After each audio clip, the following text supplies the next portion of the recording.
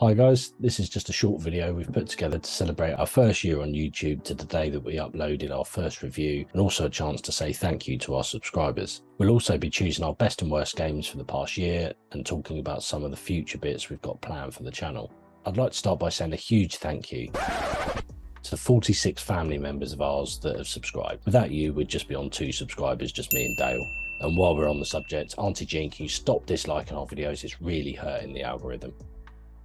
Joking aside guys, we really appreciate all our 46 subscribers, me and Dale included in that.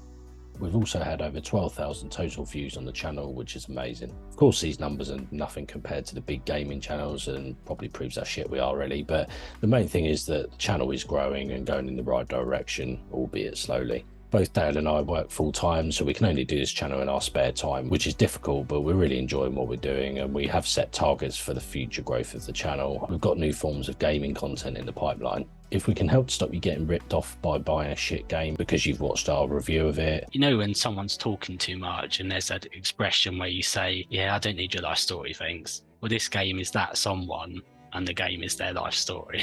Make you laugh through one of our funny gaming shorts. Hello? Anyone there? Or help put you onto a game you'll enjoy, then we've done our job as game reviewers.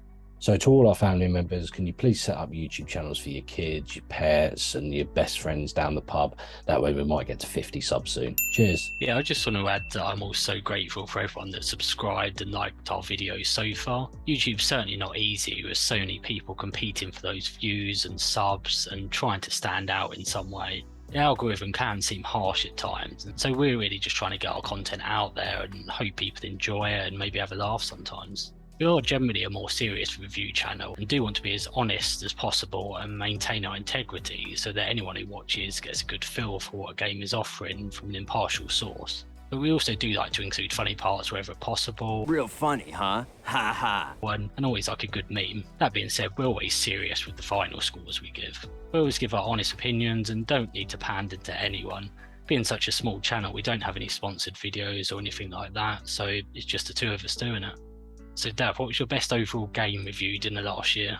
So for me, it's really difficult to choose. My highest scoring games were Portal, Planet Alpha, Shenmue, and 2 Point Hospital with 9 out of 10, followed closely by The Vanishing of Ethan Carter and In Sound Mind, both with 8.5 out of 10. I think for me it's got to be In Sound Mind. I was blown away by how well this indie horror game was put together. Coming from a small development team, the effort that has gone into every aspect of the game is clear, with very few faults I could find, and I really truly hope they follow it up with a sequel. If you haven't checked the game out, I highly recommend it.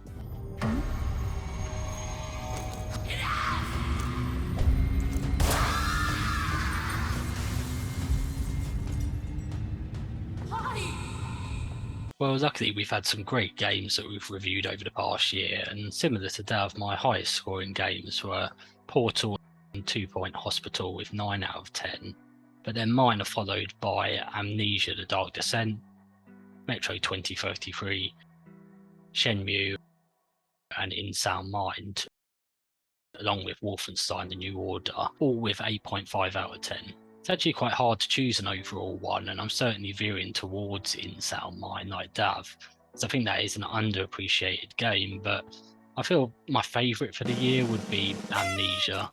It was my second playthrough of that, and it already feels kind of nostalgic playing it, even though it's not really that old of a game. Such an atmospheric game that really puts you on edge. If you can deal with the horror elements and a few jump scares, then I really recommend playing it.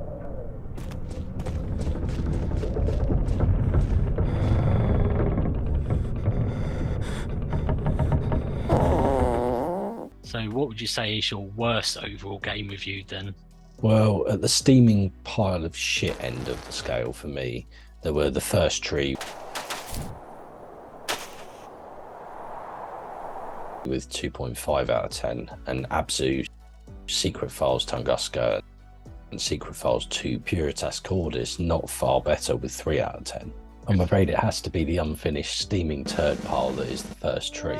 The poorly designed environment and lack of content left me stunned that in 2022 something like that could be called a game. It's a gaming equivalent of a child's drawing that they bring home from school and hand to you.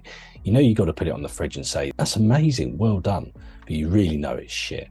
This should have stayed on the developer's family's fridge, not released on the Epic Games Store. Moreover, shame on you Epic Games, it's usually Steam that lets that kind of unfinished crap on their platform. I really wouldn't recommend buying the game, it would just be a waste of money.